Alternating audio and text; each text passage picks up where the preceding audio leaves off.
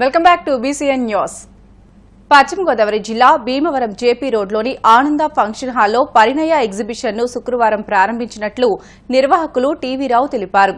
Saris, designer blouses, kurtis, real jewellery, diamonds, imitation jewellery, డెకాస్, suits, హైపై fashions తో ఎగ్జిబిషన్ ఏర్పాటు చేశామని తెలిపారు. దేశ నలుమూలల నుంచి సేకరించిన 100 మందికి పైగా డిజైనర్స్ చే రూపొందించిన వివిధ రకాలైన మోడల్స్ ఈ ఎగ్జిబిషన్ లో లభ్యమవుతాయని తెలిపారు. జనవరి 24, 25 తేదీల్లో ఎగ్జిబిషన్ ఉంటుందని పేర్కొన్నారు.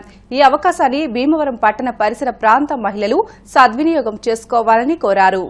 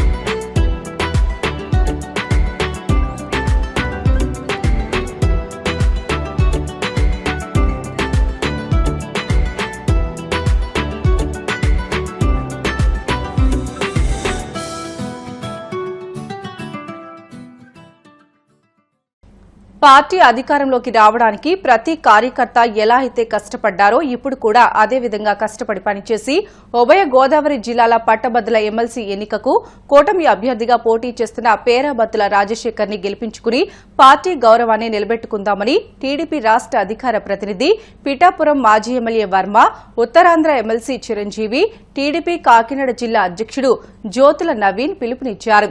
కాకినాడ జిల్లా పిఠాపురం నియోజకవర్గం గొల్లప్రోలు మండలం చేబ్రోల్లో టీడీపీ పిఠాపురం నియోజకవర్గ కార్యకర్తల సమన్వయ కమిటీ సమావేశం జరిగింది.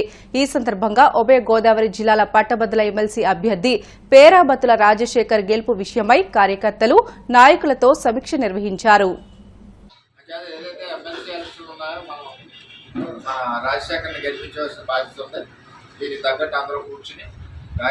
కార్యాచరణ చేసుకోవడం మనకి పార్టీకి పెద్ద వ్యవస్థ ఉంది. అంటే తక్కువ ఓట్లు, ఎక్కువ శ్రమ కూడా ఉండదు. తక్కువ ఓట్లు కొంచెం ఎక్కువ సమయం వాళ్ళకి కేటాయిస్తే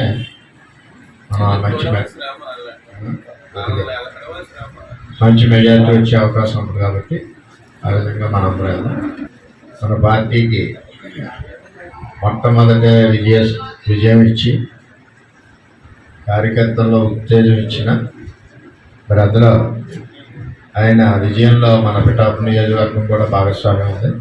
దగ్గర 20 రోజులు చిల్లర పనిచేశాం. ఉత్తరాంధ్ర ఎమ్మెల్సీ చిరంజీవి గారిని ఆయన సందేశం ఉన్నారో వాళ్ళందరినీ కూడా ఓటుగా నమోదు చేసి మరి మనం ఇచ్చిన టార్గెట్ కంట మరి ఎక్కువ చేశారు. ఈ పిఠాపురం నియోజకవర్గం 7,900 పైచిలకు అయినాయి. ఇంకా కూడా ఎవరన్నా ఉన్నా కూడా ఆన్లైన్లో చేసుకోవచ్చు. ఎవరన్నా మన కుటుంబ సభ్యులు ఎవరైనా ఇంకా మిగిలిన ఆన్లైన్ ఇంకా ఎలక్షన్ 15 రోజులు 10 రోజులు ఉన్నగా కూడా ఆన్లైన్ ఉంటారు.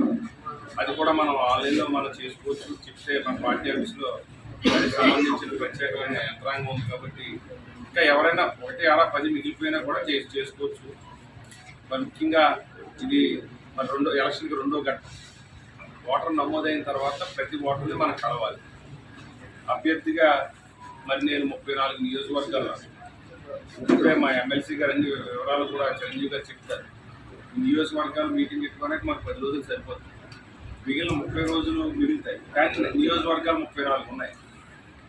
అలాగే ప్రతి నియోజకవర్గం 1 రోజు నుంచి నాకు అవకాశం ఉండదు. కాబట్టి రాజశేఖర్ పేరుంది, ఫోటో ఉంది. ఆ ఫోటోకి ఎదురుగా పేరాబత్తుల రాజశేఖర్ మనం గెలిపించాలి. కాబట్టి ఆ ఫోటోకి ఎదురుగా 1 వేసి వచ్చేయాలి. 1 వేసి వచ్చేయడమే మన పని. కాబట్టి టిక్కు పెట్టడం కానీ, ఇంటూ పెట్టడం కానీ, చంద్రబాబు నాయుడు గారి మీద ప్రేమతో జై చంద్రన్న జై లోకేష్ అని రాయడం కానీ చెయ్యకూడదు. అట్లా చేస్తే ఆ ఓటు ఇన్వాలిడ్ ఇన్వాలిడ్ అయిపోతుంది, ఆ ఓటు చెల్లదు. కాబట్టి ఈ విషయాన్ని మనం ఓటర్ దగ్గరికి వెళ్ళినప్పుడు చెప్పాల్సిన బాధ్యత మీ అందరికీ ఉంటుంది. రెండవది, ఇందులో గెలుపు విధానం ఏంటి? చాలా ఇంపార్టెంట్ పాయింట్, ఇది ఖచ్చితంగా తెలుసుకోవాలి మనం. ఇందులో గెలుపు విధానం ఎలా ఉంటుందంటే, ఎమ్మెల్యే ఎన్నికలో 5 పోటీ చేస్తే 5లో ఎవరికి ఎక్కువ ఓట్లు వస్తే వాళ్ళు గెలిచినట్టు. సర్పంచ్ ఎన్నికలో 3-4 పోటీ చేస్తే ఎవరికి ఎక్కువ ఓట్లు వస్తే వాళ్ళు గెలిచినట్టే. అధికారంలో ఉన్నప్పుడు కులాలు వస్తారు, అపోజిషన్లో ఉన్నప్పుడు మనం అందరం కూడా కష్టపడి పార్టీని బతికించుకున్నాం. దాంట్లో భాగంగానే ఎమ్మెల్సీలు కూడా ఎలక్షన్ ముందు 3 ఎమ్మెల్సీలు మనకు వచ్చాయి అంటే జనాల్లో మార్పే కాదు, మన కష్టం కూడా. ఆ మార్పు ఏ విధంగా వచ్చింది? మనం పడ్డ కష్టం వల్ల మార్పు వచ్చింది. దాంట్లో భాగంగా 3 కూడా ఎమ్మెల్సీలు మనకి ఇవ్వడం జరిగింది. అప్పుడు నెగ్గినా ఓడినా పెద్ద సమస్య ఉండదు. ఈరోజు అధికారంలో ఉన్నాం, మంచి ప్రభుత్వం అని ప్రతి గడపకి కూడా తట్టి స్టిక్కర్లు కూడా అంటించాం మనం. అది మంచి ప్రభుత్వమా కాదా అన్నది జనాలు డిసైడ్ చేయాలి. ఆ డిసైడ్ చేయాలి అంటే ఈరోజు మనం ఎమ్మెల్సీని ఖచ్చితంగా లెక్కించి తీరుకోవాలి. ఆ తీరినప్పుడే మన కష్టం మళ్ళీ తెలుగుదేశం పార్టీకి తిరుగు లేదురా బాబు అనిపించే విధంగా రాష్ట్రానికి చాటి చెప్పాలి అంటే గేమ్ చేంజర్ సంక్రాంతికి వస్తున్నాం సినిమాల నిర్మాత దిల్ రాజు నివాసం కార్యాలయంలో ఐటీ అధికారులు సోదాలు జరిపారు. 4 రోజులు ఐటీ సోదాలో దిల్ రాజుకు సంబంధించిన పలు కీలక అంశాలను ఐటీ అధికారులు గుర్తించినట్లు సమాచారం. ఆయన ఇంట్లో కీలక పత్రాలను స్వాధీనం చేసుకుని ప్రస్తుతం లీగల్ ఫార్మాలిటీస్ పూర్తి చేస్తున్నట్లు సమాచారం. దిల్ రాజు కూతురు హన్సితారెడ్డి ఇంట్లో కూడా డాక్యుమెంట్లను అధికారులు వెరిఫై చేస్తున్నారు. 4 రోజులుగా 18 ప్రదేశాల్లో ఐటీ అధికారులు 55 బృందాలుగా ఏర్పడి సోదాలు నిర్వహించారు. హైదరాబాద్ నగర పోలీస్ కమిషనర్ సివి ఆనంద్ తన చిన్ననాటి రోజులను గుర్తు చేసుకున్నారు.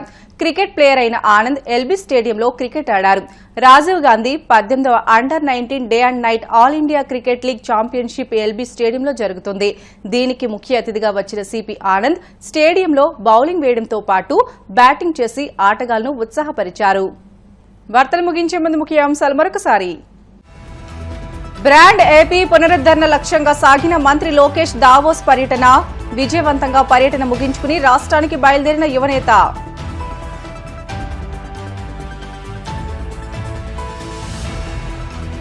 పోలవరం ప్రాజెక్టు పనులను పరిశీలించిన మంత్రి నిమ్మల రామానాయుడు. 3 కట్టర్ల ద్వారా డయాఫ్రమ్ వాల్ నిర్మాణాన్ని పూర్తి చేస్తామన్న మంత్రి.